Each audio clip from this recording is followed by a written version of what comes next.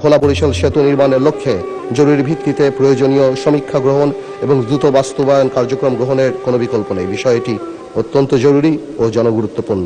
মাননীয় মন্ত্রী সাহেবকে জিজ্ঞেস করব, কবে নাগাদ এই ব্রিজ আরম্ভ হতে পারে? প্রক্রিয়া শেষ হলে সেতুটি নির্মাণের দিকে আমরা অগ্রসর হতে সক্ষম হব। এখন আমি ভোলা 1 আসন থেকে নির্বাচিত মাননীয় সদস্য জনাব আন্দালিব রহমান পার্থকে তার জরুরি জনগুরুত্ব সম্পন্ন বিষয়ে মনোযোগ আকর্ষণের নোটিশ পড়ার জন্য আহ্বান জানাচ্ছি। ধন্যবাদ মাননীয় স্পিকার।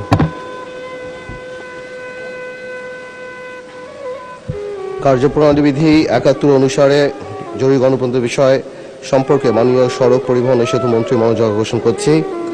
মাননীয় স্পিকার, আমার নির্বাচনী এলাকা ভোলা 1, উপজেলা 13টি এবং একটি পৌরসভা নিয়ে গঠিত।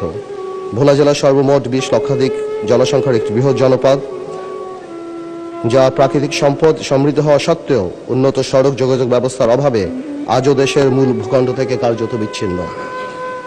বাংলাদেশের একমাত্র জেলা হিসেবে ভোলায় এখনো সরাসরি সড়ক যোগাযোগ ব্যবস্থা গড়ে ওঠেনি।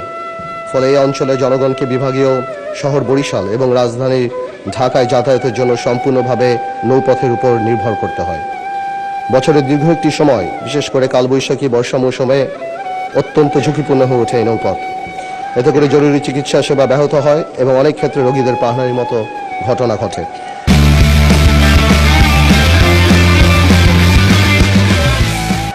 অপরদিকে পণ্য পরিবহনে অতিরিক্ত সময় ব্যয় বৃদ্ধির ফলে এই অঞ্চলের কৃষক ও ব্যবসায়ীরা মারাত্মকভাবে ক্ষতিগ্রস্ত হন। ভোলার বিপুল প্রাকৃতিক গ্যাস, কৃষিজ উৎপাদন ও সামুদ্রিক সম্পদ জাতীয় অর্থনীতিতে পূর্ণাঙ্গভাবে কাজে লাগানোর জন্য উন্নত সড়ক যোগাযোগ অত্যন্ত জরুরি। উল্লেখ্য, ভোলা বরিশাল সেতু নির্মিত হলে ভোলা জেলার সাথে সারা দেশেরই সরাসরি সড়ক যোগাযোগ স্থাপিত হবে, যা দক্ষিণাঞ্চলের অর্থনৈতিক কাঠামোয় যুগান্তরের পরিবর্তন সাধন করবে।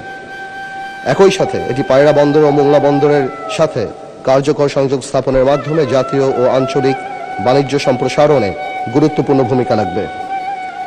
এছাড়া প্রাকৃতিক দুর্যোগ প্রবণ এই অঞ্চলে দ্রুত উদ্ধার ও ত্রাণ কার্যক্রম পরিচালনা, স্বাস্থ্যসেবা সম্প্রসারণ এবং পর্যটন শিল্পের বিকাশেও এই সেতু অপরিহার্য ভূমিকা পালন করবে। এমত অবস্থায় ভোলা বরিশাল সেতু নির্মাণের লক্ষ্যে জরুরি ভিত্তিতে প্রয়োজনীয় সমীক্ষা গ্রহণ এবং দ্রুত বাস্তবায়ন কার্যক্রম গ্রহণের কোনো বিকল্প নেই। বিষয়টি অত্যন্ত জরুরি ও জনগুরুত্বপূর্ণ।